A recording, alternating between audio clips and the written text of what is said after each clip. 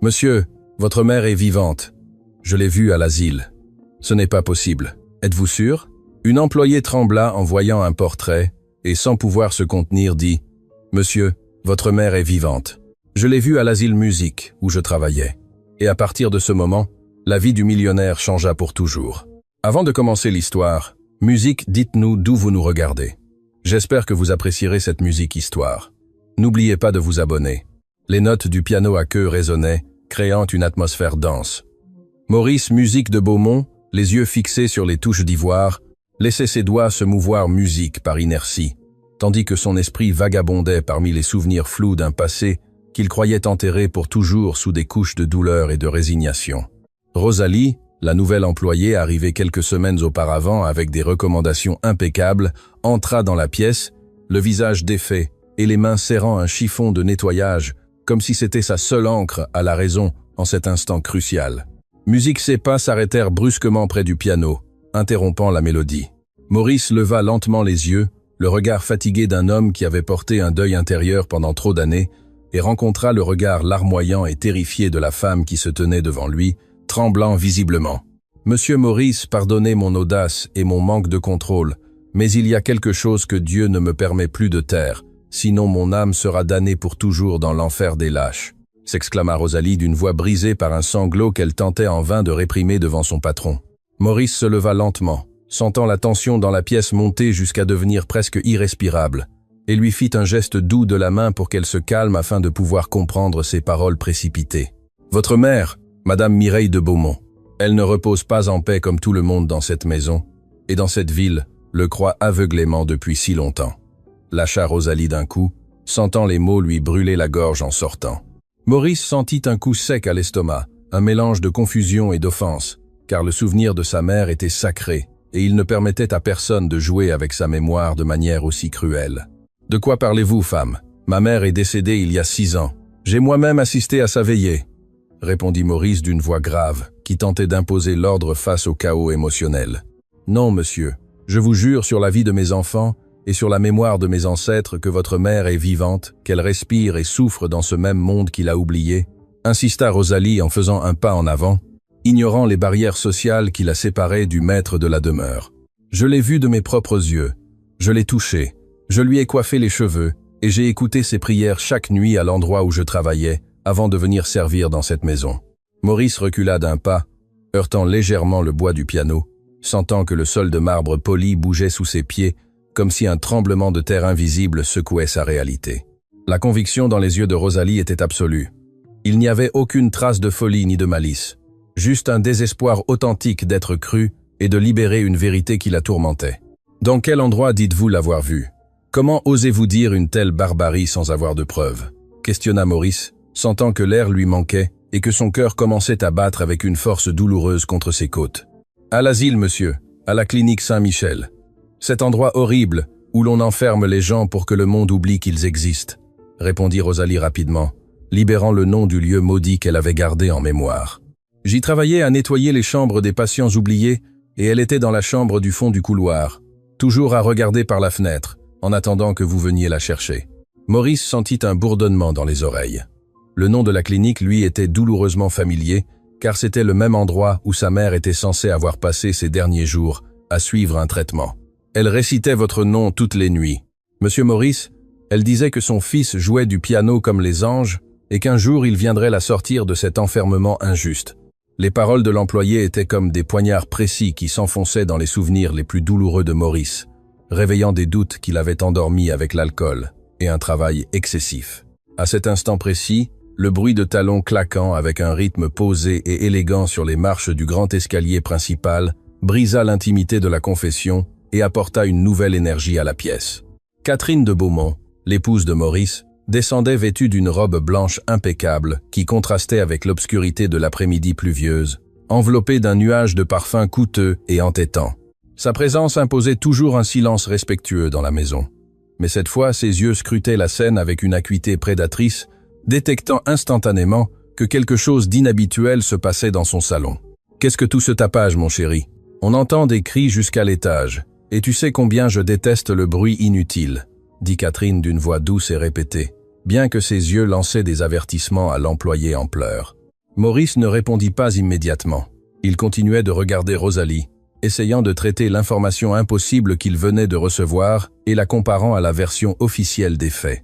Rosalie, loin de s'intimider devant la présence de la maîtresse de maison, sentit que la rage lui donnait un nouvel élan de courage, en voyant la femme qu'elle savait au fond de son cœur être la responsable de tout. « Je disais à Monsieur Maurice que sa mère est vivante, Madame Catherine, que Madame Mireille n'est pas morte cette nuit-là comme vous l'avez dit à tout le monde. » Clarifia Rosalie en faisant face à la propriétaire de la maison avec une fermeté qui surprit même Maurice. Le visage de Catherine, d'habitude un masque parfait de sérénité et de contrôle, montra une micro-expression de panique, qui dura à peine une fraction de seconde avant d'être remplacée par une grimace d'indignation et de moquerie. « Mais quelle insolence est-ce là, Maurice? Vas-tu permettre à cette femme de ménage de nous manquer de respect en inventant des histoires macabres sur ta pauvre mère ?» s'exclama Catherine en s'approchant de son mari et en le prenant par le bras avec une possessivité qui cherchait à lui rappeler à qui il devait fidélité. « Ce n'est pas une invention, madame. C'est la vérité que j'ai vue de mes yeux et entendue de mes oreilles pendant les mois où j'ai travaillé dans cet enfer de clinique, répliqua Rosalie, sans baisser le regard, sachant que c'était le moment de jouer le tout pour le tout. Madame Mireille a le même collier en or qui apparaît sur ce portrait au-dessus du piano. Elle ne l'enlevait jamais car elle disait que c'était le dernier cadeau de son fils. And Pekin, and Sane. Maurice tourna brusquement la tête vers le portrait à l'huile qui trônait dans le salon, où sa mère souriait avec cette paix qui lui manquait tant. Et effectivement, le collier peint était inimitable. Le collier? Ce collier a disparu le jour où nous l'avons interné. Le docteur a dit qu'il avait été perdu lors du transfert, murmura Maurice, sentant qu'une pièce du puzzle mental commençait à s'assembler d'une manière qui lui glaçait le sang. Catherine serra plus fort le bras de son mari, enfonçant ses ongles parfaitement manucurés dans le tissu de sa veste, tentant de le ramener à son réseau de contrôle et de manipulation psychologique. « S'il te plaît, Maurice, ne sois pas ridicule. Cette femme ne cherche que l'argent ou l'attention.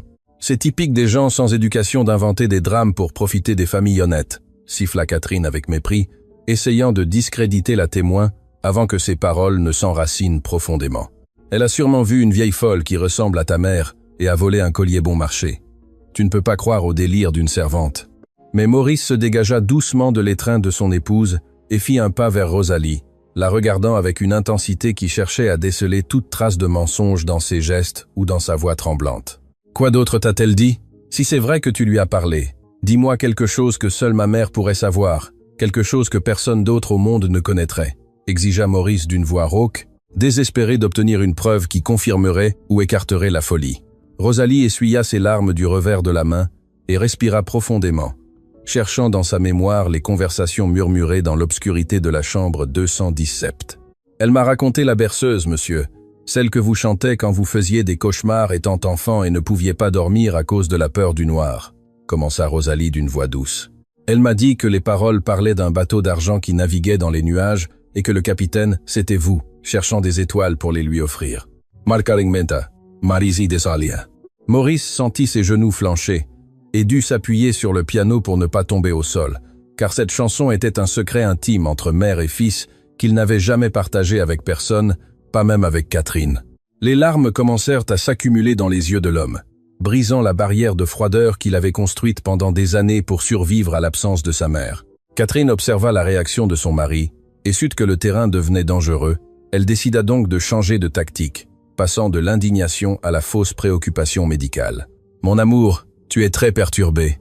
Cette femme te manipule émotionnellement en utilisant des coïncidences et des suppositions bon marché pour te faire du mal. » Intervint Catherine d'une voix mielleuse, essayant de s'interposer physiquement entre Maurice et Rosalie pour briser la connexion qui s'était formée. « Je vais appeler le docteur Leclerc tout de suite pour qu'il vienne te voir et pour qu'il emmène cette femme qui souffre clairement de ses facultés mentales. » La mention du docteur Leclerc agit comme un déclencheur dans l'esprit de Rosalie, qui se rappela la froideur avec laquelle cet homme traitait Madame Mireille à la clinique, et comment il signait des papiers sans regarder les patients. « Ce docteur est un démon, monsieur.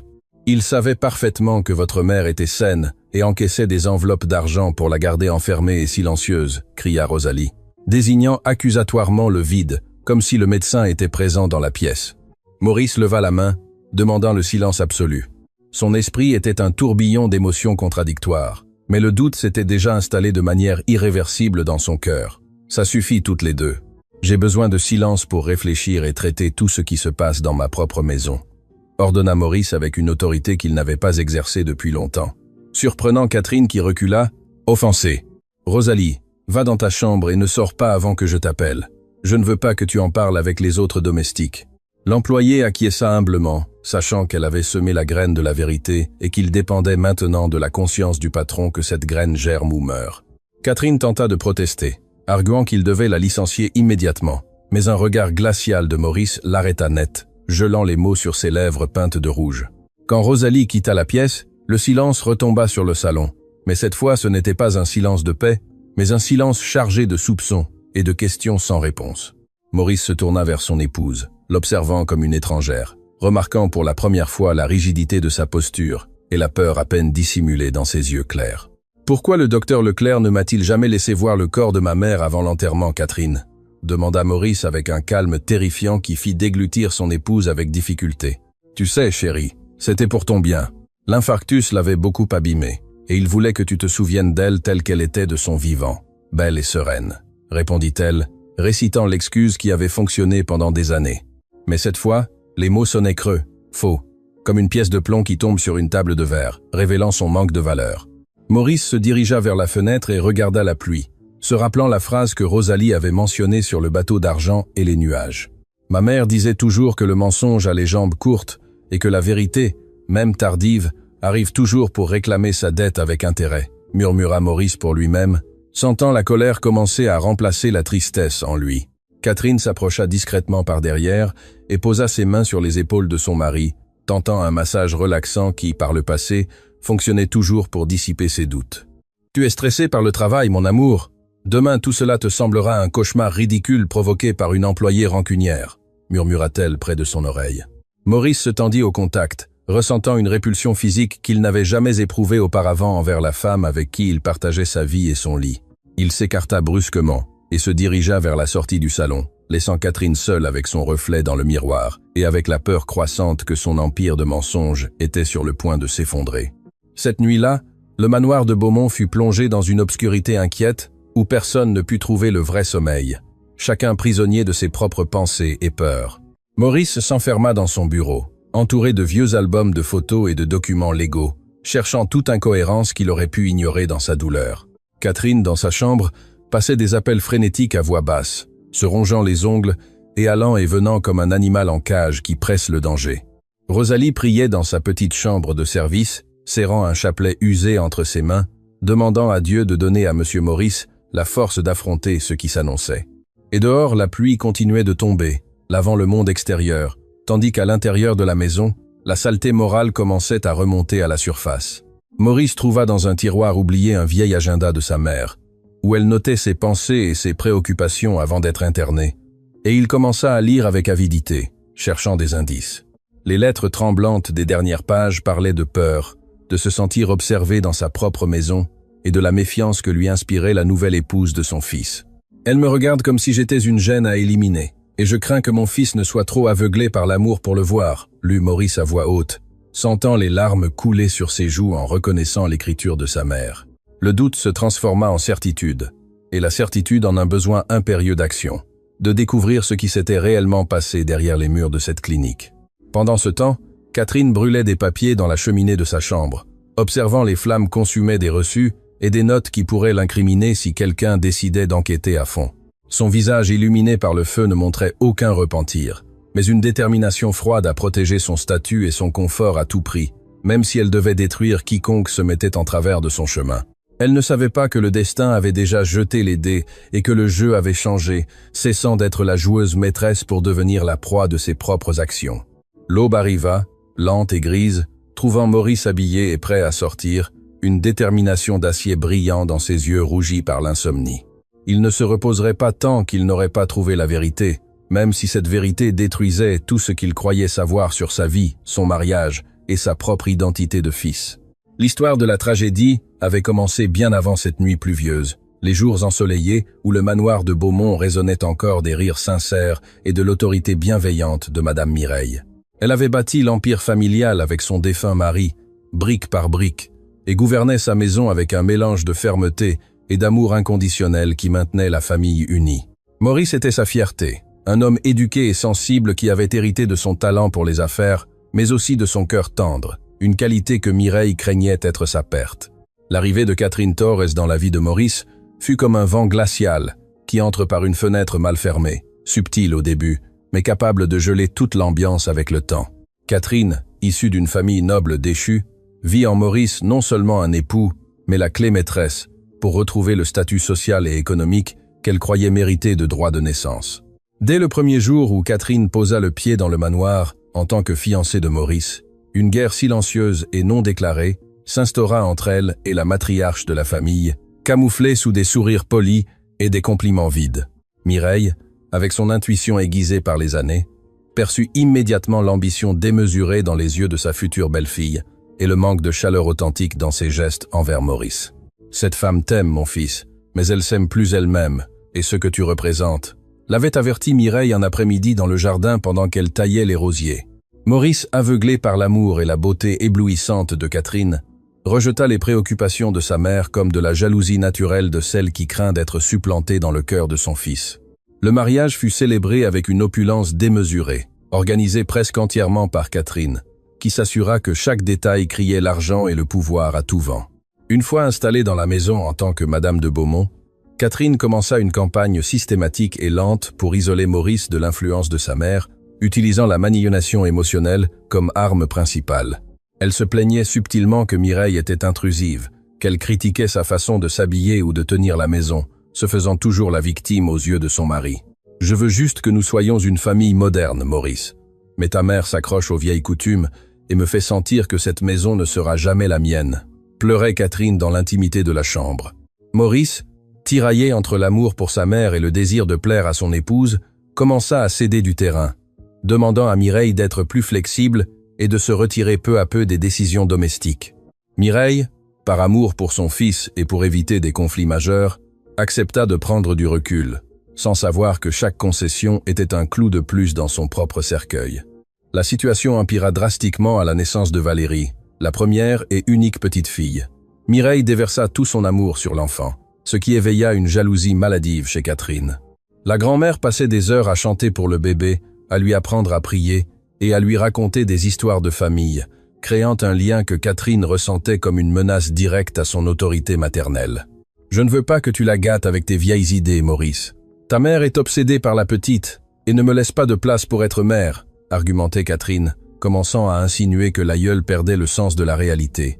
C'est alors qu'apparurent les petits accidents domestiques que Catherine attribuait aux oublis de Mireille, comme laisser le gaz ouvert ou une porte non verrouillée. En réalité, c'était Catherine elle-même qui orchestrait ces incidents, déplaçant des objets ou éteignant des lumières pour semer la confusion chez sa belle-mère et l'accuser ensuite de sénilité devant Maurice. Mireille, bien qu'âgée, était parfaitement lucide et se rendait compte des pièges que sa belle-fille lui tendait. Mais chaque fois qu'elle tentait de se défendre, elle paraissait paranoïaque aux oreilles de son fils. « Maurice, je n'ai pas laissé cette cuisinière allumée. Je te jure que je l'ai éteinte après avoir fait le thé, » lui disait Mireille avec angoisse, voyant le doute grandir dans le regard de son fils. « Maman, tu as peu être oubliée. C'est normal à ton âge d'avoir des oublis.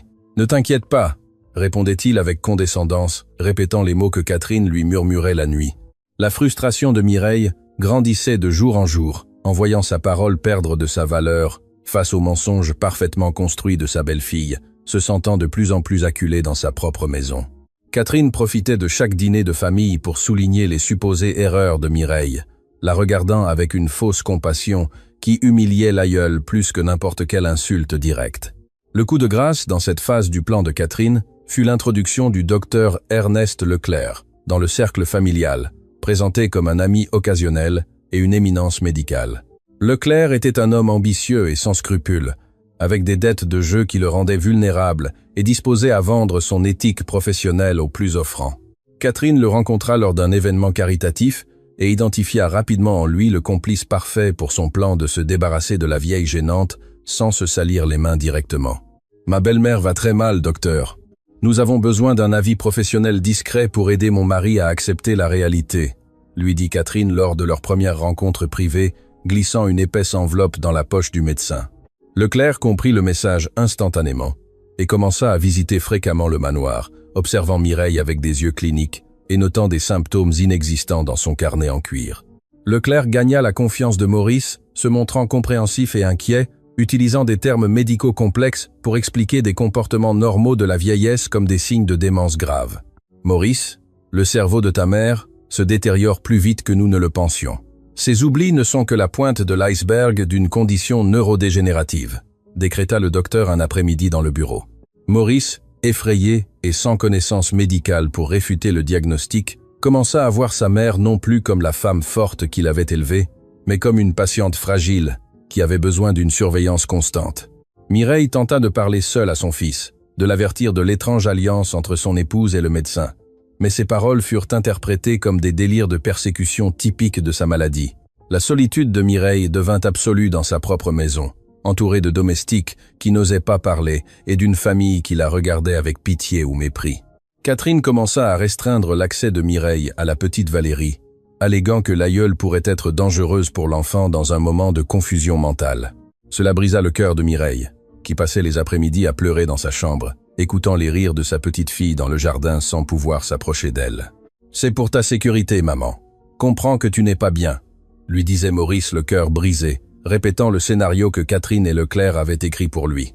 L'aïeul se réfugia dans la prière et au piano, jouant des mélodies tristes qui résonnaient dans la maison comme une lamentation fantomatique qui irritait profondément Catherine. « Ce bruit va me rendre folle, Maurice. Tu dois faire quelque chose. »« Nous ne pouvons pas vivre dans un enterrement constant », se plaignait Catherine, pressant pour passer à l'étape suivante de son plan macabre.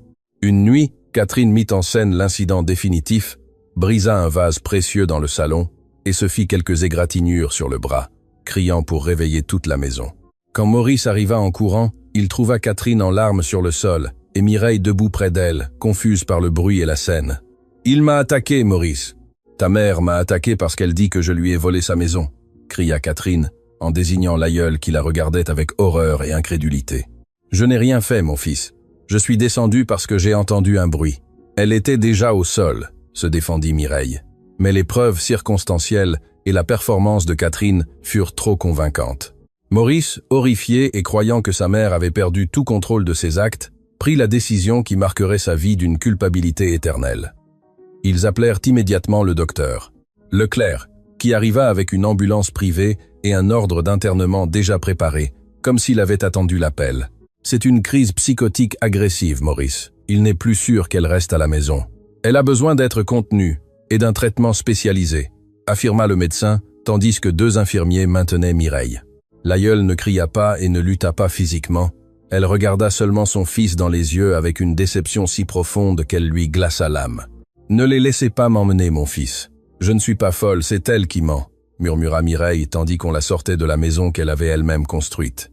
Maurice resta planté dans l'entrée, serrant dans ses bras une Catherine qui sanglotait faussement sur son épaule, voyant les lumières de l'ambulance emporter sa mère vers l'obscurité. Cette nuit-là, le manoir fut plongé dans un silence sépulcral, rompu seulement par le bruit de la pluie qui commençait à tomber, présageant des années de tristesse. Catherine se servit un verre de vin dans la cuisine, souriant pour la première fois depuis des mois, se sentant enfin la seule maîtresse de tout ce qui l'entourait. Elle ne savait pas que l'amour d'une mère est une force qui transcende les murs, les faux diagnostics et même la mort apparente.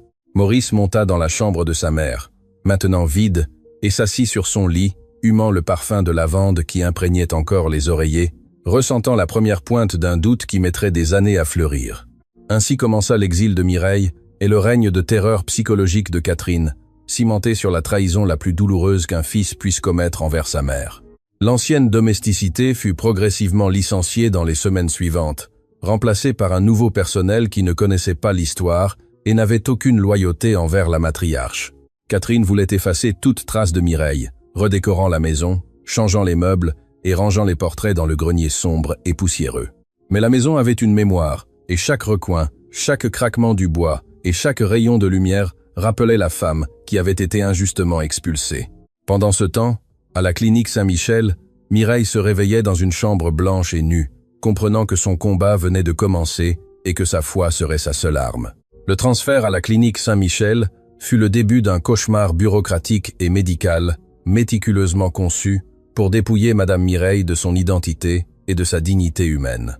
Le docteur Leclerc avait préparé le terrain avec des rapports falsifiés, décrivant une patiente très instable, agressive et atteinte de démence avancée, justifiant ainsi l'isolement total. À la réception de la clinique, Mireille fut dépossédée de ses vêtements personnels, de son alliance et de tout objet qui la rattachait à sa vie antérieure, ne gardant qu'une blouse grise rugueuse. « C'est pour votre sécurité, Madame de Beaumont. Ici, nous sommes tous égaux », lui dit une infirmière au visage de pierre en rangeant ses affaires dans un sac en plastique noir. Mireille tenta de garder son calme, se redressant de toute sa hauteur, prouvant qu'on pouvait lui enlever ses bijoux, mais pas sa noblesse innée. Maurice visita la clinique une semaine après l'admission, impatient de voir sa mère et de s'assurer qu'elle recevait les meilleurs soins possibles comme Leclerc le lui avait promis.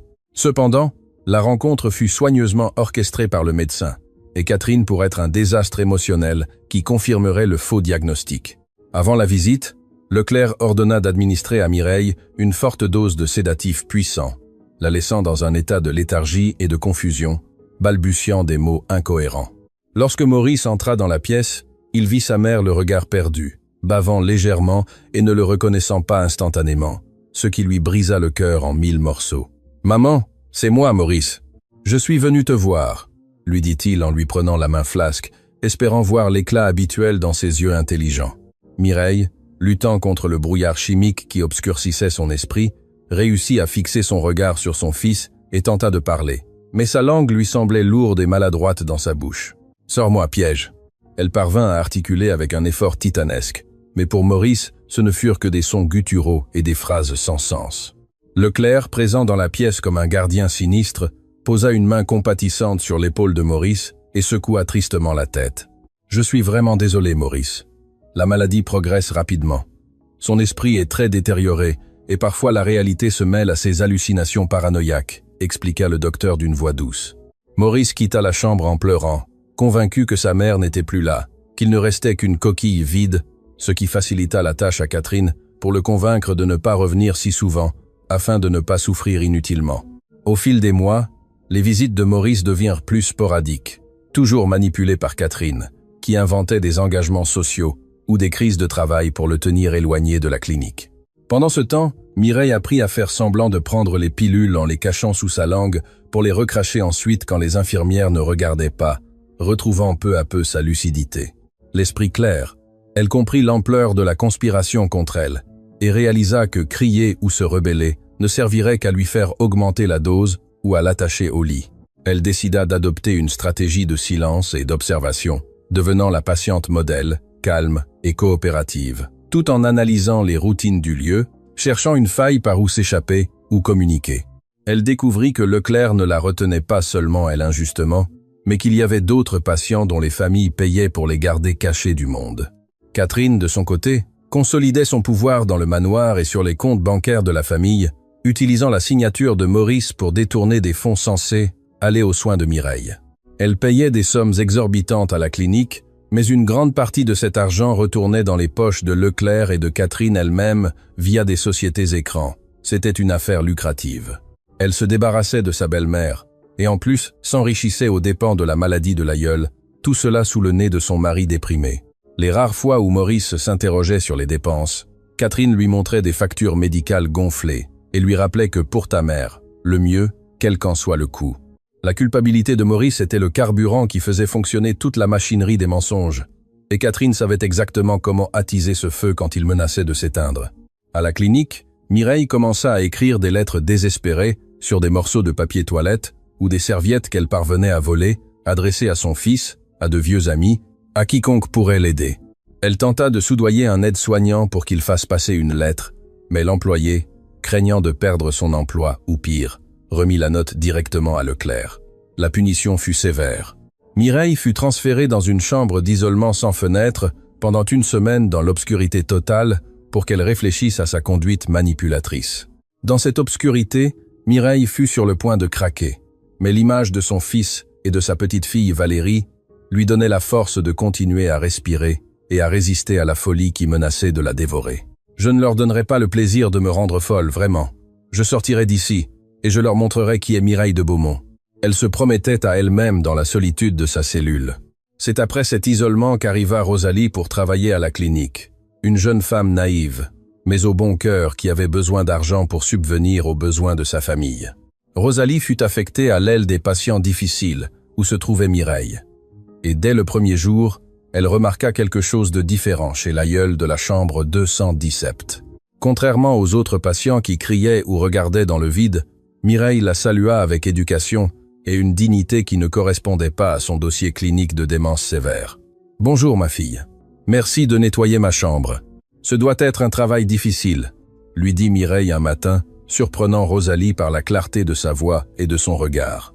Petit à petit, entre balayage et changement de drap, une complicité silencieuse se tissa entre les deux femmes, basée sur le respect mutuel et l'intuition de Rosalie que quelque chose n'allait pas. Mireille, avec prudence, commença à raconter à Rosalie des bribes de sa vie, de son fils pianiste, de son jardin de roses, de la trahison qu'il avait menée là, testant la loyauté de la jeune femme. Rosalie écoutait fascinée et horrifiée, se rendant compte que la femme parlait avec une totale cohérence et que ses histoires coïncidaient avec les nouvelles de la haute société qu'elle lisait parfois dans de vieux magazines. « Vous n'êtes pas folle, Madame Mireille. Vous êtes plus saine d'esprit que beaucoup de docteurs qui travaillent ici, » lui murmura Rosalie un jour, scellant un pacte de confiance. Mireille pleura pour la première fois depuis des mois en se sentant validée, en sachant que quelqu'un d'autre voyait la réalité et non le mensonge construit par Leclerc. Elle demanda à Rosalie de ne rien faire de risqué encore, d'attendre le bon moment, car elle savait que Leclerc était dangereux et avait des yeux partout. Pendant ce temps, dans le manoir, Catherine commençait à s'impatienter avec la situation, car maintenir Mireille en vie, bien qu'enfermée, restait un risque latent et une dépense continue.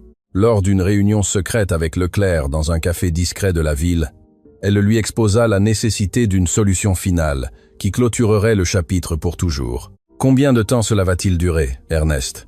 « Maurice continue de demander quand il pourra la revoir et je suis à court d'excuses, » dit Catherine en frappant la table avec impatience.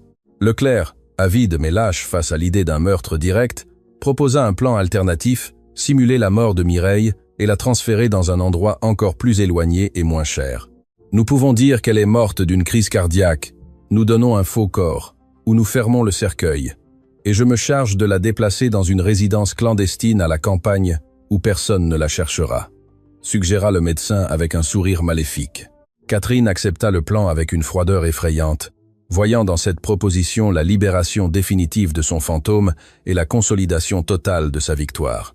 Elle rentra chez elle cette nuit-là et serra Maurice dans ses bras avec une fausse tendresse, le préparant psychologiquement à l'inévitable nouvelle qui arriverait bientôt. « Ta mère a été très faible ces derniers temps, mon amour. Nous devons être prêts à tout, » lui dit-elle en lui caressant les cheveux, semant la résignation dans son cœur. Maurice, épuisé et triste, acquiesça sans se douter qu'il dormait avec l'ennemi et que la sentence de mort civile de sa mère venait d'être signée. La conspiration du silence se refermait comme un nœud coulant autour du cou des de Beaumont, serrant de plus en plus fort jusqu'à étouffer la vérité. Le jour choisi pour l'exécution du plan approchait, et à la clinique, Mireille ressentait une inquiétude inexplicable, un sombre pressentiment qui lui hérissait la peau. Elle remit à Rosalie sa possession la plus précieuse, qu'elle avait réussi à cacher dans un trou du matelas, le rosaire de perles de nacre que Maurice lui avait offert enfant. « Garde-le, ma fille. Et si un jour il m'arrive quelque chose ou qu'on m'emmène d'ici, cherche mon fils et donne-lui. Il saura ce que cela signifie, » lui confia-t-elle avec urgence. Rosalie cacha le rosaire dans son uniforme, promettant d'accomplir sa mission, sans savoir que le destin la mettrait à l'épreuve bien plus tôt qu'elle ne l'imaginait. La tempête parfaite de mensonges était sur le point d'éclater, et seule la fragile promesse d'une employée de nettoyage restait comme espoir face à l'obscurité absolue. La clinique Saint-Michel était un bâtiment ancien à l'architecture brutaliste, avec des murs de béton gris qui semblaient absorber le peu de lumière solaire qui osait toucher ses surfaces rugueuses et froides. À l'intérieur, l'ambiance était un mélange oppressant d'odeurs de désinfectants industriels, de nourriture rance, et l'odeur subtile mais indéniable du désespoir humain accumulé pendant des décennies. Pour Madame Mireille, habituée à la chaleur de sa maison pleine de bois, de velours et de fleurs fraîches, cet environnement stérile était une torture sensorielle constante qui cherchait à briser son esprit. Ses jours se mesuraient non pas en heures, mais en quarts d'infirmière et en l'arrivée du chariot de médicaments, une routine monotone conçue pour anéantir la volonté. Malgré tout, Mireille maintenait une discipline de fer, se levait, se lavait à l'eau froide du lavabo et récitait le rosaire en utilisant ses doigts pour compter les Ave Maria, car le vrai rosaire, elle l'avait donné à Rosalie. Sa chambre, La numéro 217 était un cube blanc avec une petite fenêtre grillagée donnant sur une cour intérieure en ciment où rien de vert ne poussait jamais. De là, Mireille observait le ciel, le seul fragment de liberté qui lui restait, et parlait aux nuages, imaginant qu'il portait ses messages jusqu'à la fenêtre de son fils. « Ne m'oublie pas, Maurice, je suis toujours là, je suis toujours ta mère », murmurait-elle au vent, luttant contre la voix insidieuse de la dépression qui lui disait qu'elle avait déjà été oubliée. La solitude était sa compagne constante, interrompue seulement par les brèves visites de Rosalie, qui était devenue son seul lien avec l'humanité et la raison. Rosalie entrait avec son chariot de nettoyage et, tout en faisant semblant de laver le sol, lui murmurait des nouvelles du monde extérieur, lui apportait une douceur de contrebande, ou lui prenait simplement la main avec affection. « Aujourd'hui, le temps est magnifique dehors, Madame Mireille. Les arbres fleurissent et les gens se promènent sans manteau, » lui racontait Rosalie, peignant avec des mots les paysages que l'aïeul ne pouvait plus voir. Ces petites conversations étaient l'oxygène qui maintenait Mireille en vie, lui rappelant qu'il y avait un monde au-delà des murs de la clinique et qu'il valait la peine d'attendre. Cependant, le docteur Leclerc commença à se douter de la proximité entre la patiente et l'employé, remarquant que Mireille semblait plus animée après les tours de nettoyage de Rosalie. Il ordonna de surveiller les couloirs plus fréquemment et changea les horaires de Rosalie pour qu'ils coïncident moins avec les moments de lucidité de Mireille, tentant de couper ce lien dangereux. Une nuit, le plan de la fausse mort fut mis en œuvre avec une précision chirurgicale et cruelle, profitant d'un orage qui s'abattait sur la ville et couvrait tout bruit suspect. 2 infirmiers costauds entrèrent dans la chambre de Mireille passé minuit. Ils la réveillèrent brusquement et lui injectèrent un sédatif puissant sans lui donner d'explication. « Il est temps de partir, madame. Nous vous transférons dans un meilleur endroit, » dit l'un d'eux avec sarcasme, tandis qu'il la montait sur une civière, attachant ses poignets et chevilles avec des lanières de cuir. Mireille, semi-inconsciente mais terrifiée, tenta de crier le nom de son fils, mais seul un gémissement étouffé sortit avant que l'obscurité ne l'engloutisse complètement. Ils la firent sortir par la porte de service arrière sous la pluie torrentielle et la firent monter dans une camionnette noire sans logo qui attendait, moteur en marche. Le lendemain matin, le chaos régnait dans l'aile où travaillait Rosalie. Les infirmières chuchotaient dans les coins, et il y avait une atmosphère de secret et de nervosité que l'on pouvait couper au couteau. Lorsque Rosalie tenta d'entrer nettoyer la chambre 217, elle trouva la porte fermée à clé et une superviseuse lui bloquant le passage d'un geste sévère. « Inutile de nettoyer ici, Vargas. La patiente de Beaumont est décédée la nuit dernière d'un arrêt cardiaque foudroyant », l'informa la superviseuse avec froideur, sans la regarder dans les yeux. Rosalie sentit le sol s'ouvrir sous ses pieds.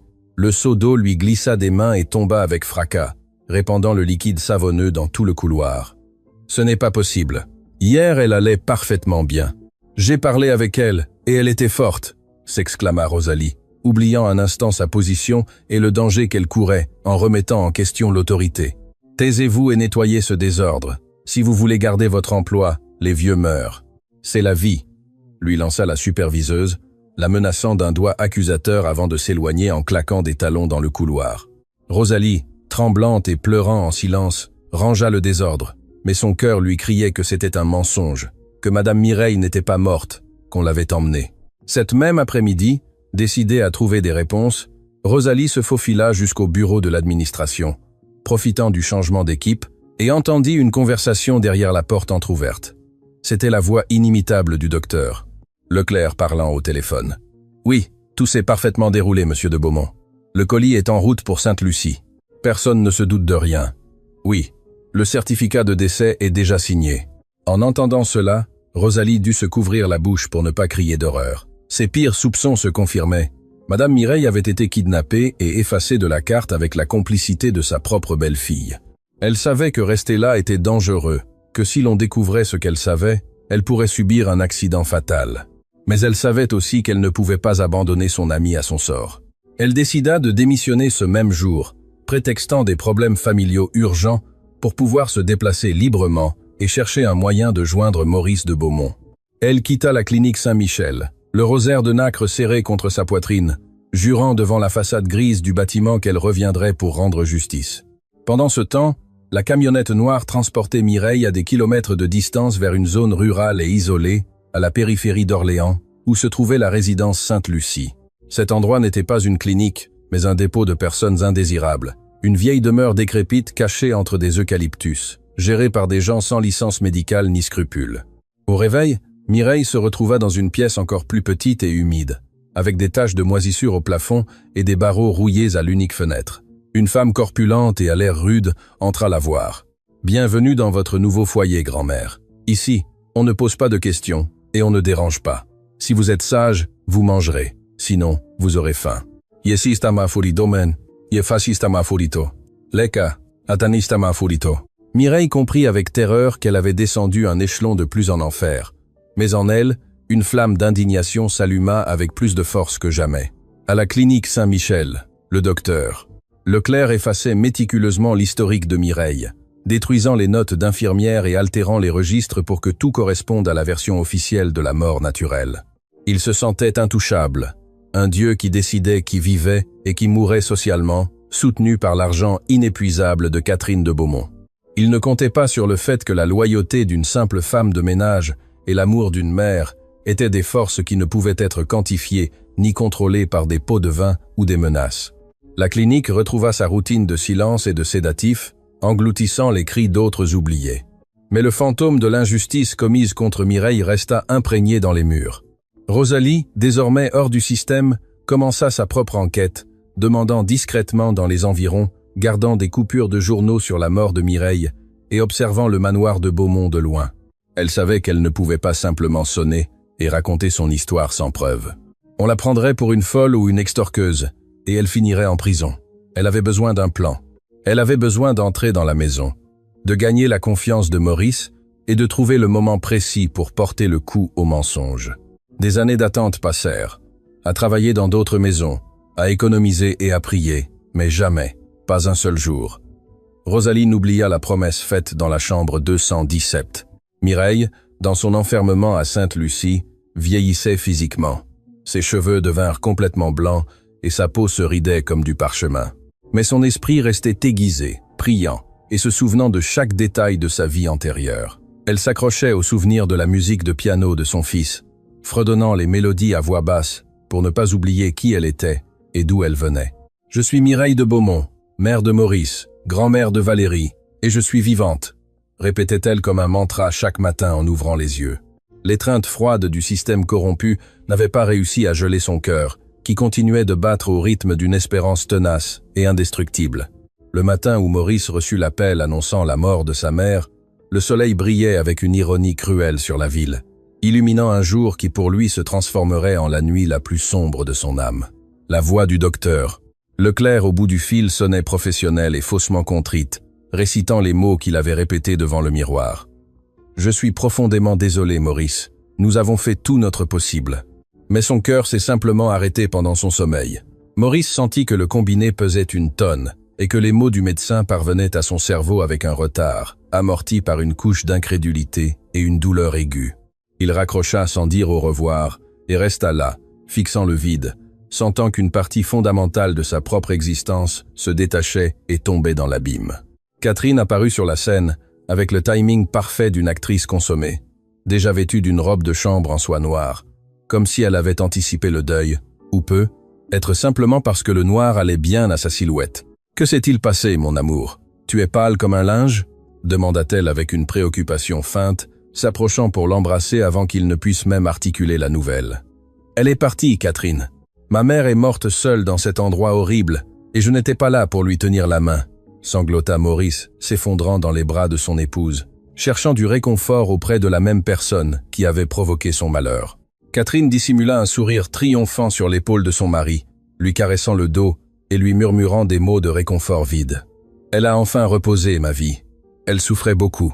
Maintenant, elle est dans un meilleur endroit et nous veille depuis le ciel. » L'organisation des funérailles fut un tourbillon de décisions rapides prises par Catherine, qui s'occupa de tout pour s'assurer que personne ne pose les mauvaises questions ou n'essaie de voir le corps. Elle allégua qu'en raison des médicaments puissants et du temps écoulé, le docteur Leclerc recommandait vivement des funérailles à cercueil fermé pour préserver l'image digne de Madame Mireille. Maurice, plongé dans une dépression paralysante, acquiesça à tout, incapable de se battre ou de penser clairement, faisant aveuglément confiance au jugement de son épouse et de l'ami médecin.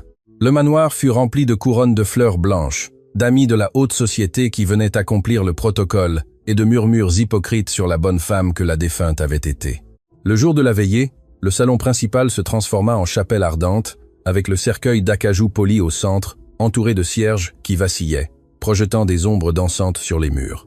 Maurice resta assis devant le cercueil pendant des heures, touchant le bois froid, demandant pardon en silence pour l'avoir abandonné, pour ne pas avoir été le fils fort qu'elle méritait. « Pardonne-moi, maman. Pardonne-moi de ne pas t'avoir ramené à la maison », répétait-il dans un murmure constant, se torturant avec la culpabilité que Catherine avait si soigneusement cultivée en lui.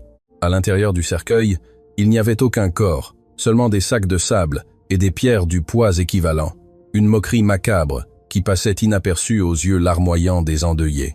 Catherine recevait les invités avec une élégance sombre, acceptant les condoléances et louant la force de son époux, interprétant à la perfection le rôle de la veuve stoïque et soutien de la famille. Ce fut une bénédiction. En réalité, son esprit n'était plus ici. Commentait-elle à ses amies curieuses en prenant café et biscuits dans le salon adjacent, réécrivant l'histoire de Mireille à sa convenance. Personne ne soupçonnait la monstrueuse vérité qui se cachait derrière la façade de deuil respectable. La société préférait croire en la maladie et la mort naturelle plutôt que d'imaginer une conspiration aussi vile. Valérie, qui n'avait alors que 3 ans, ne comprenait pas pourquoi sa grand-mère était dans cette boîte en bois et pourquoi son père pleurait tant, mais elle ressentait l'absence de l'aïeul comme un trou froid dans son petit monde. L'enterrement au cimetière familial fut rapide et gris, sous un ciel couvert qui semblait partager la tristesse de Maurice, clôturant le cycle du mensonge avec la dernière pelletée de terre sur la tombe vide. Maurice resta debout devant la stèle de marbre qui lisait « Ici repose Mireille de Beaumont, mère aimée », sentant qu'avec elle il enterrait aussi sa musique et sa joie de vivre. Rentrer au manoir fut encore pire, car le silence de la maison n'était plus d'attente, mais d'absence définitive. Chaque recoin criait le nom de la matriarche qui ne reviendrait plus. Catherine, impatiente de tourner la page, commença presque immédiatement à suggérer des changements dans la maison. « Nous devrions peindre le bureau, enlever ces vieux rideaux, donner un air nouveau pour ne pas être triste. » Maurice réagit avec une fureur inhabituelle à ces suggestions, interdisant formellement de toucher aux affaires de sa mère pour le moment, s'accrochant aux objets comme à des talismans. Il se réfugia dans l'alcool et le travail, passant de longues heures dans son bureau ou devant le piano sans toucher une seule touche, transformé en fantôme dans sa propre vie. La relation avec Catherine se refroidit encore plus. Bien qu'elle ait le contrôle, elle n'avait ni l'amour ni le respect de son mari, qui l'associait inconsciemment à la douleur et à la perte. Catherine, frustrée que la mort de Mireille ne lui ait pas apporté le bonheur instantané qu'elle espérait, commença à voyager seule, dépensant la fortune familiale en vêtements et bijoux pour combler son vide intérieur. Les années passèrent, traînant cette dynamique toxique. Valérie grandit dans une maison où le nom de sa grand-mère était peu mentionné, et toujours avec un ton de tristesse interdite. L'enfant, sensible et intelligente, remarquait la tension entre ses parents et l'ombre qui semblait toujours couvrir son père, développant une curiosité innée pour la figure de cette grand-mère mystérieuse. Maurice vieillit prématurément. Des cheveux gris et des rides profondes marquées par un froncement de sourcils apparurent, lui faisant perdre l'éclat d'artiste qu'il avait autrefois. Cependant, au fond de son cœur, quelque chose ne collait pas, une sensation viscérale que la fin de sa mère n'avait pas été la bonne, une inquiétude qui ne le laissait pas reposer en paix. Pendant ce temps, à la résidence Sainte-Lucie, Mireille survivait contre toute attente, se nourrissant de souvenirs et de l'espoir tenace que son fils viendrait. Elle avait perdu la notion exacte du temps, mais elle marquait les saisons par le changement de température dans sa cellule et par la lumière qui entrait par la fenêtre. Elle ne savait pas que son fils lui apportait des fleurs sur une tombe vide chaque dimanche, ni que sa belle-fille dépensait son héritage à Paris ou sur la Côte d'Azur. Elle vivait dans un limbo d'existence suspendue, étant une morte pour le monde légal et une prisonnière pour le monde réel. Le mensonge de Catherine semblait parfait et indestructible, blindé par des certificats officiels et le passage du temps qui efface les soupçons. Mais les mensonges, aussi bien construits soient-ils, sont comme des châteaux de cartes, qui n'ont besoin que d'un souffle de vent dans la bonne direction pour s'effondrer. Et ce vent soufflait déjà, s'approchant lentement sous la forme d'une ancienne employée de nettoyage, qui n'oublia jamais une promesse, et d'une enfant curieuse, qui était sur le point de monter au grenier. Le deuil construit sur des mensonges était sur le point d'affronter la vérité plus vivante que jamais. 6 ans s'étaient écoulés depuis les fausses funérailles, et le manoir de Beaumont avait changé superficiellement, modernisé au goût froid et minimaliste de Catherine, perdant une grande partie de son charme classique originel. Cependant, Il y avait des zones de la maison qui restaient interdites et oubliées, accumulant poussière et secrets, comme le grand grenier à l'étage supérieur où personne ne montait jamais. Valérie, maintenant une enfant de 9 ans vive et curieuse, ressentait une attraction irrésistible pour ces recoins inexplorés, cherchant des aventures pour échapper à l'ambiance rigide et silencieuse imposée par sa mère. Un après-midi de pluie, similaire à celui où tout avait commencé, Valérie profita de ce que sa mère était au club social et son père au bureau pour se faufiler à l'étage vers le grenier. Le grenier sentait le vieux bois, la naphtaline et le temps arrêté. La lumière entrait filtrée par une lucarne sale, illuminant des particules de poussière qui dansaient dans l'air comme de petites fées dorées. Valérie commença à explorer parmi des cartons, de vieilles malles de voyage et des meubles recouverts de draps blancs qui semblèrent des fantômes statiques, attendant d'être réveillés. Dans un coin, derrière un vieux porte-manteau, elle trouva un grand tableau tourné vers le mur, comme s'il était puni ou honteusement caché. Avec effort, la petite fille tourna le lourd cadre doré et se retrouva face au visage peint d'une femme âgée mais belle, avec des yeux aimables qui semblaient la regarder directement dans l'âme et un sourire qui lui semblait étrangement familier. « Comme tu es jolie », murmura Valérie en passant ses petits doigts sur la texture de l'huile, ressentant une connexion immédiate et inexplicable avec la femme du portrait. C'était Madame Mireille, peinte dans ses meilleures années, portant le fameux collier en or et assise avec élégance et pouvoir, irradiant une chaleur qui manquait au reste de la maison. Valérie descendit le tableau avec précaution et s'assit devant lui, inventant des histoires sur qui serait cette reine mystérieuse, sans savoir qu'elle contemplait son propre sang. À ce moment, elle entendit des pas précipités dans l'escalier. C'était Catherine, qui était rentrée plus tôt que prévu, et cherchait sa fille avec impatience. Catherine entra dans le grenier et s'arrêta net en voyant la scène, sa fille assise devant le portrait interdit de sa belle-mère, comme si le fantôme était revenu réclamer sa place. La couleur quitta le visage de Catherine et une fureur irrationnelle s'empara d'elle, née de la peur profonde que le passé ne soit déterré. « Valérie, qu'est-ce que tu fais à toucher cette vieille saleté ? Je t'ai dit 1000 fois de ne pas monter ici !» cria Catherine, avançant vers la petite fille et lui arrachant le tableau avec violence. Valérie eut peur et recula, ne comprenant pas pourquoi sa mère réagissait avec tant de haine face à une simple jolie peinture. « Je jouais juste, maman. » Elle me souriait. « Qui est-ce ? Elle ressemble à papa ?» demanda Valérie avec innocence, lançant une vérité qui frappa Catherine comme une gifle. « Ce n'est personne. C'est une parente éloignée qui est morte il y a longtemps. Une femme méchante et folle dont on ne parle pas. » mentit Catherine d'une voix tremblante, essayant de remettre le tableau contre le mur et de le couvrir d'une vieille couverture. « Descends tout de suite dans ta chambre et lave-toi les mains. Tu es pleine de poussière, » ordonna-t-elle, poussant doucement la petite fille vers la sortie. Valérie obéit, mais emporta avec elle l'image gravée dans sa mémoire et la sensation que sa mère lui cachait quelque chose d'important sur cette mauvaise femme. Cette même nuit, Maurice rentra chez lui plus fatigué que d'habitude et remarqua une ambiance étrange. Valérie était silencieuse pendant le dîner et Catherine buvait plus de vin que d'habitude, le regard nerveux. « Il se passe quelque chose ? Vous êtes très silencieuse aujourd'hui, » commenta Maurice, essayant de briser la glace sans grand succès. « Ta fille, qui insiste pour fouiller les vieilleries du grenier, a trouvé ce vieux tableau de ta mère et j'ai dû la gronder. » lâcha Catherine, essayant de minimiser le fait, mais surveillant la réaction de son mari. Maurice s'arrêta, la fourchette à mi-chemin de sa bouche, ressentant une pointe de nostalgie et de douleur. « Tu ne devrais pas appeler ça de la saleté, Catherine. C'est le portrait de ma mère, » dit-il d'une voix douce mais ferme, défendant pour la première fois depuis des années la mémoire de Mireille. Pendant ce temps, le destin continuait de tisser sa toile. Le poste de gouvernante, qui était resté vacant après le licenciement de l'employée précédente, une autre victime du mauvais caractère de Catherine, devait être pourvu d'urgence. Par une coïncidence qui ne pouvait être que l'œuvre de la Providence, l'agence envoya le curriculum vitae de Rosalie Vargas, qui attendait patiemment une telle opportunité.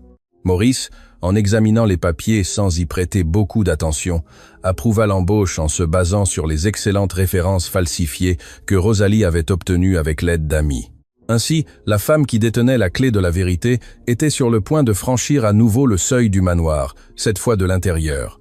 Rosalie arriva 2 jours après l'incident du tableau, vêtue d'un uniforme impeccable et d'une attitude d'humilité serviable, mais les yeux attentifs à chaque détail.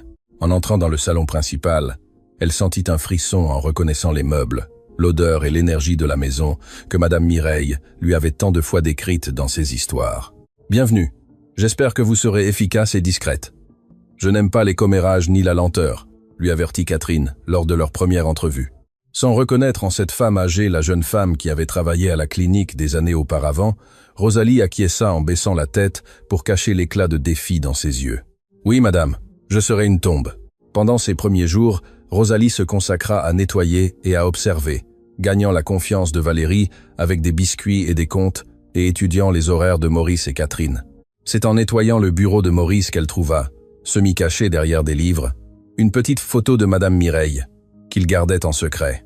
En la voyant, Rosalie dut s'asseoir un instant pour reprendre son souffle, embrassant l'image comme si c'était une sainte. « Je suis là, ma chère dame. Ne vous inquiétez pas, je suis arrivée, » murmura-t-elle au vide. Cet après-midi-là, pendant que Catherine était à sa séance de massage, Rosalie entendit Valérie parler seule dans sa chambre. L'enfant racontait à ses poupées l'histoire de la grand-mère du tableau. Rosalie entra sous prétexte de lui apporter son goûter et demanda doucement « De quelle grand-mère parles-tu, petite Valérie ?» Valérie, confiante, lui raconta la découverte dans le grenier et à quel point elle ressemblait à son papa. Rosalie sentit son cœur battre à tout rompre. Le portrait était là, accessible, la preuve visuelle dont elle avait besoin pour confronter Maurice. Elle décida qu'elle ne pouvait plus attendre. Le risque d'être découverte par Catherine était élevé, et chaque jour qui passait était un jour de plus de souffrance pour Mireille. Elle attendrait que Maurice soit seul, à ce moment de vulnérabilité qu'il avait habituellement l'après-midi devant le piano. Elle monta furtivement au grenier, récupéra le tableau et le descendit enveloppé dans un drap, le cachant dans le garde-manger jusqu'au moment propice. La pièce finale du scénario était prête. Il ne manquait que le courage d'allumer la mèche qui ferait exploser le mensonge. Le moment décisif arriva un après-midi de tempête, comme si le temps voulait clore le cycle dramatique qui avait commencé avec la pluie des années auparavant. Catherine était sortie pour un gala de charité, laissant Maurice seul à la maison, plongé dans sa mélancolie habituelle devant un verre de brandy. Rosalie savait que c'était son opportunité en or. Elle arrangea son uniforme, prit le rosaire de nacre qu'elle gardait dans sa poche comme un trésor et se dirigea vers le salon principal. Maurice leva les yeux en la voyant entrer, surpris qu'elle ne se soit pas encore retirée pour se reposer. « Besoin de quelque chose, Rosalie ?» demanda-t-il avec une amabilité distante. « J'ai besoin que vous m'écoutiez, monsieur Maurice, non pas comme votre employé, mais comme un être humain qui porte une vérité qui vous appartient, » dit Rosalie, avec une fermeté qui fit que Maurice posa sa coupe sur la table. La femme sortit le rosaire et le posa sur la surface de verre. Le bruit des perles s'entrechoquant résonna comme un coup de feu dans le silence de la pièce. Maurice regarda l'objet et pâlit instantanément. Il le reconnaîtrait n'importe où dans le monde.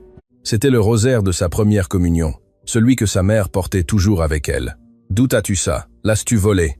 demanda Maurice, se levant avec un mélange de colère et de confusion, tremblant visiblement. « Non, monsieur, c'est elle qui me l'a donné, votre mère, madame Mireille, dans la chambre 210 sept de la clinique Saint-Michel, » répondit Rosalie sans reculer devant la fureur du patron. « Elle me l'a donné pour que je vous le remette si un jour je parvenais à vous trouver, comme preuve qu'elle était toujours vivante et qu'elle attendait son fils. » Maurice sentit le monde tourner autour de lui. Les paroles de Rosalie étaient impossibles, absurdes. Elles se heurtaient à la réalité de la mort et des funérailles qu'il avait vécues. « Vous mentez. Ma mère est morte il y a 6 ans. Je l'ai enterrée, » cria Maurice en se tenant la tête à 2 mains désespérées. « Vous avez enterré une boîte pleine de pierres, monsieur, ou un corps qui n'était pas le sien, » répliqua Rosalie avec douceur, mais avec une force brutale. « J'ai travaillé dans cette clinique. Je l'ai soignée. J'ai parlé avec elle des mois après qu'elle fût censément décédée. Elle n'était pas folle, monsieur. Elle était séquestrée par votre épouse. Et ce docteur corrompu. » Maurice tomba à genoux devant le canapé. L'impact de la révélation était trop grand pour le supporter debout. Les souvenirs commencèrent à s'accumuler dans son esprit. Le cercueil fermé, la hâte de Catherine, l'absence d'autopsie, le refus de Leclerc de le laisser voir le corps. Tout commençait à prendre un sens macabre et terrible. « Raconte-moi tout, ne garde rien !» supplia Maurice depuis le sol, regardant Rosalie comme un oracle. Et Rosalie parla. Elle lui raconta les nuits de prière, les lettres interceptées, la lucidité de Mireille, et son amour inébranlable pour lui et pour Valérie. Elle lui décrivit comment on l'avait emmené cette nuit de pluie, comment on l'avait trompé, et comment le personnel de la clinique avait été réduit au silence par des menaces. Chaque mot de Rosalie était une brique qui détruisait le mur de mensonges de Catherine et en même temps construisait un escalier vers l'espoir. Maurice pleura comme un enfant, un sanglot déchirant, qui libérait des années de culpabilité accumulée et de deuil mal géré. Il réalisa que son instinct avait toujours eu raison, que cette inquiétude dans sa poitrine était la voix de sa mère, l'appelant depuis sa captivité. Où est-elle maintenant? Est-elle toujours vivante? Demanda-t-il d'une voix étouffée, craignant qu'il ne soit trop tard. Je ne sais pas avec certitude, monsieur. On l'a emmenée dans un endroit appelé Sainte-Lucie à la périphérie. Mais si Dieu est juste, elle continue de résister parce que c'est une femme d'acier, répondit Rosalie, lui tendant la main pour l'aider à se relever. À ce moment-là, Maurice cessa d'être l'homme vaincu et manipulable qu'il avait été pendant la dernière décennie. Une fureur froide et calculatrice s'empara de lui. Ce n'était pas seulement de la colère, c'était la détermination d'un fils qui avait échoué et qui avait une dernière chance de se racheter. Nous allons la trouver, Rosalie, et je jure sur ma vie que ceux qui ont fait cela paieront pour chaque larme qu'elle a versée, décréta Maurice, serrant le rosaire dans son poing jusqu'à ce que ses phalanges deviennent blanches. C'est alors que Rosalie apporta le tableau du grenier et le plaça devant lui. « Regardez-la, monsieur. C'est la même femme que j'ai vue, le même regard. Ne laissez plus personne vous dire le contraire. » Maurice caressa le visage peint de sa mère, renouvelant sa promesse de protection qu'il avait rompue des années auparavant. Il n'y avait plus de doute, seulement une mission claire et urgente. La porte principale s'ouvrit à cet instant, et on entendit les talons de Catherine résonner dans le vestibule. Elle revenait de sa fête, ivre de champagne et d'orgueil, sans savoir qu'elle entrait dans la gueule du loup. Maurice fit signe à Rosalie de rester à ses côtés et se tourna vers l'entrée, attendant son épouse avec une expression qui aurait fait trembler le diable lui-même. La confrontation était imminente. Catherine entra dans le salon en fredonnant une mélodie, ôta son manteau de fourrure et s'arrêta net en voyant Maurice debout, le rosaire à la main, et l'employé à ses côtés, avec un regard défiant. Le silence qui suivit fut dense, électrique. « Qu'est-ce que vous faites debout? Et que fait cette femme ici à cette heure ?» demanda Catherine, sentant que quelque chose n'allait terriblement pas. Maurice ne répondit pas immédiatement. Il fit seulement un pas vers elle, montrant le rosaire. « Bonjour, Catherine. Maman te salue de l'enfer où tu l'as condamnée. » dit Maurice d'une voix si glaciale que Catherine sentit le sang se figer dans ses veines. Le visage de Catherine passa de la confusion à la terreur absolue en quelques secondes. Elle tenta de rire, tenta de jouer la carte de l'indignation, mais le regard de Maurice la désarma complètement. « De quoi parles-tu? Tu es ivre, Maurice. Tu dis des incohérences, » balbutia-t-elle, reculant vers la porte, cherchant une voie d'évacuation instinctive. « Non, Catherine, pour la première fois depuis des années, je suis complètement sobre et éveillé, » répondit-il en avançant implacable. « Je sais pour la clinique, je sais pour le cercueil vide, je sais que tu as payé Leclerc pour séquestrer ma mère. Rosalie m'a tout raconté. » Catherine regarda Rosalie avec une haine pure et viscérale. « Cette servante ment. C'est une voleuse. Elle veut sûrement de l'argent, » cria-t-elle en perdant le sang-froid élégant qui la caractérisait toujours. « La seule voleuse ici, c'est toi qui m'as volé ma mère et m'as volé ma vie. In the feina of Leafins, my Nekalolas, Mansali, » explosa Maurice en jetant une coupe contre le mur qui se brisa en 1000 morceaux, effrayant Catherine au point de la faire tomber dans un fauteuil. « Confesse, où est-elle? Si tu me le dis maintenant, j'aurai peu, être pitié, et ne te livrerai pas à la police immédiatement. » Acculée et voyant que son réseau de mensonges était détruit, Catherine craqua, commença à pleurer, mais non pas des larmes de repentir, mais de frustration et d'apitoiement. « Je l'ai fait pour nous. Elle nous haïssait, Maurice, et elle s'immisçait toujours dans tout. Elle ne me laissait pas respirer. Elle voulait te monter contre moi, » cria-t-elle hystériquement, révélant sa vraie nature égoïste. « Je voulais juste qu'elle parte, qu'elle nous laisse en paix. Le docteur a dit que ce serait facile, qu'elle serait bien soignée. » Sa confession fut la preuve finale dont Maurice avait besoin, bien que l'entendre de ses propres lèvres lui fit plus mal que n'importe quelle blessure physique. « Bien soignée, tu l'as jetée dans un trou pour qu'elle pourrisse pendant que tu dépensais son argent en robes et en fêtes, » dit Maurice avec dégoût, la regardant comme si elle était un monstre méconnaissable. « Dis-moi, où est Sainte-Lucie? Dis-le-moi maintenant, » exigea-t-il, la saisissant par les épaules et la secouant. Catherine, tremblante et sanglotante, lui donna l'adresse approximative, un endroit perdu à la campagne que Leclerc avait mentionné une fois.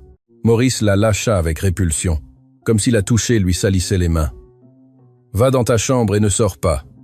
Demain, tu quitteras cette maison pour toujours.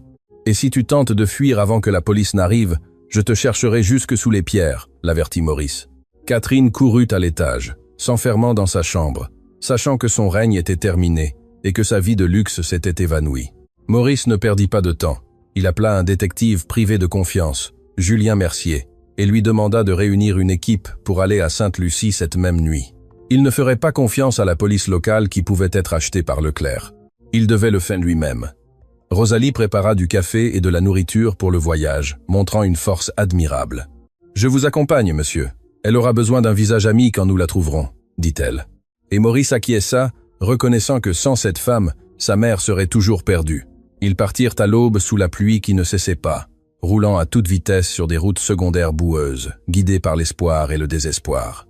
Dans la voiture, Maurice appela Leclerc, le réveillant. « Je sais tout, Ernest. Je vais chercher ma mère. Si tu lui as touché un seul cheveu, prie, car même Dieu ne te sauvera pas de moi. » Il raccrocha avant que le médecin ne puisse répondre, le laissant terrifié. Ils arrivèrent à la résidence Sainte-Lucie à l'aube. C'était un endroit lugubre, une vieille demeure fortifiée avec de hauts murs et des chiens aboyant dans la cour. Le détective Mercier et ses hommes forcèrent l'entrée, surprenant les gardes assoupis qui n'attendaient pas une incursion armée.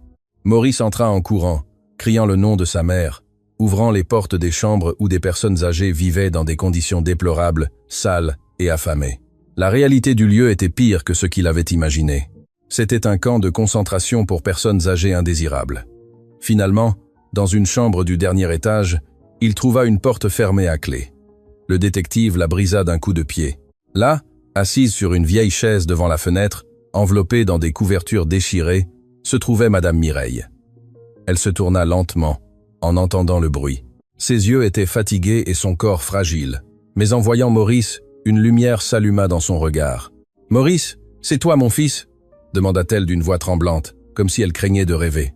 Maurice tomba à genoux devant elle, lui serrant les jambes, pleurant sans consolation. « C'est moi, maman. Je suis venu te chercher. Pardonne-moi d'avoir mis si longtemps.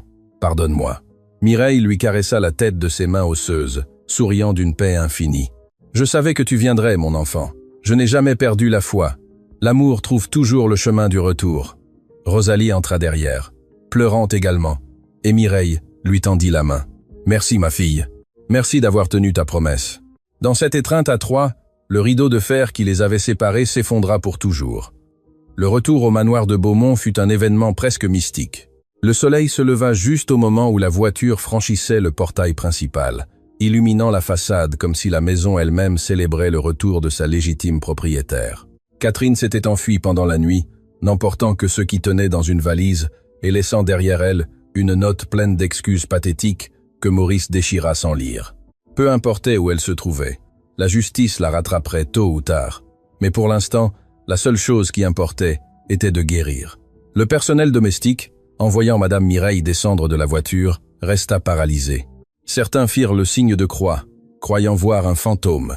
Mais bientôt la stupeur céda la place à la joie et aux larmes d'émotion. Valérie, qui avait été réveillée par le tumulte, descendit les escaliers en pyjama, se frottant les yeux. Elle s'arrêta en voyant l'aïeule assise dans le fauteuil principal, entourée de son père et de Rosalie. Maurice appela sa fille doucement. « Valérie, viens ici. Je veux te présenter quelqu'un de très spécial. C'est ta grand-mère, Mireille, la femme du tableau. » L'enfant s'approcha lentement, regardant avec émerveillement la femme qui semblait être sortie de la peinture pour devenir réelle. Mireille ouvrit les bras et Valérie, avec l'intuition pure des enfants, courut l'embrasser sans peur, sentant la chaleur d'un sang qui se reconnaissait mutuellement. « Bonjour, ma petite princesse. J'ai tellement attendu pour te serrer dans mes bras, » murmura Mireille, humant les cheveux de sa petite fille, sentant que la vie lui rendait au centuple tout ce qu'on lui avait volé. Les jours suivants furent ceux d'une reconstruction lente, mais belle. Des médecins de confiance s'occupèrent de Mireille, qui retrouva poids et force avec une rapidité étonnante, nourrie par l'amour de sa famille. Maurice ne la quittait pas, jouait du piano pendant des heures pour elle, remplissant à nouveau la maison de la musique qui avait été interdite. La nouvelle de la découverte de Madame Mireille et le scandale de la clinique clandestine secouèrent la société. Le docteur Leclerc fut arrêté en tentant de traverser la frontière et avoua tout, impliquant Catherine et d'autres complices. On découvrit qu'il y avait des dizaines de personnes âgées dans des situations similaires et grâce à l'intervention de Maurice, toutes furent secourues et leurs familles contactées. Mais Maurice voulait faire plus. Le sauvetage ne suffisait pas. Il voulait s'assurer que personne d'autre ne souffre ce que sa mère avait vécu. il décida de transformer la douleur en but. Avec la bénédiction de Mireille, Maurice utilisa une grande partie de sa fortune pour créer la Fondation Mireille de Beaumont, une organisation dédiée à la protection des personnes âgées contre l'abandon et à la fourniture d'une assistance légale et médicale gratuite. Le manoir, qui avait été auparavant un mausolée de froideur, devint le siège d'événements caritatifs et un foyer rempli de rires et de mouvements. Rosalie fut nommée directrice des opérations de la maison, occupant une place d'honneur dans la famille, non plus comme servante, mais comme la gardienne loyale qui sauva la lignée. Un an plus tard, une grande fête fut organisée dans le jardin pour inaugurer la fondation. Mireille, vêtue avec élégance et arborant son collier d'or retrouvé, joua du piano avec son fils et sa petite-fille, une mélodie à 6 mains qui fit pleurer tous les présents. Elle était plus vivante que jamais, radieuse, prouvant que la dignité ne peut être ni enfermée ni détruite. Maurice prit le microphone et regarda sa mère avec adoration. « On m'a appris que l'amour peut tout. Mais c'est ma mère qui m'a appris que l'amour attend aussi tout et pardonne tout. » Catherine ne fut jamais retrouvée. On disait qu'elle vivait cachée dans un village lointain sous un faux nom, consumée par l'amertume et la pauvreté, sa propre punition dans la vie. Mais dans la maison de Beaumont, son nom n'était plus mentionné. Il n'y avait plus de place pour la rancœur, seulement pour la gratitude.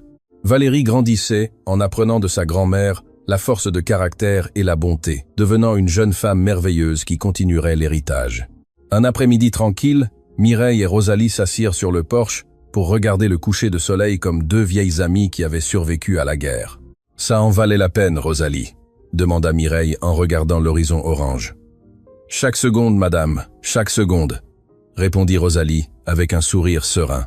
Le vent souffla doucement, apportant l'arôme des roses, et à cet instant de paix parfaite, madame Mireille ferma les yeux et soupira, sachant qu'enfin et pour toujours elle était chez elle. L'histoire des de Beaumont devint une légende dans la ville, un rappel éternel que la vérité est comme l'eau. Elle trouve toujours une fissure pour s'échapper, et que l'amour d'une mère est la force la plus puissante de l'univers, capable de vaincre la mort elle-même. Et ainsi, entre musique, rire et la certitude d'être ensemble, ils vécurent leurs jours non pas comme une fin heureuse de conte, mais comme un début glorieux d'une vie véritable. Si cette histoire vous a plu, nous vous serions reconnaissants de la noter de 1 à 10. Soutenez-nous avec un j'aime et abonnez-vous à notre chaîne Histoire réaliste. Dites-nous d'où vous nous regardez. Merci pour votre soutien inconditionnel à chaque histoire.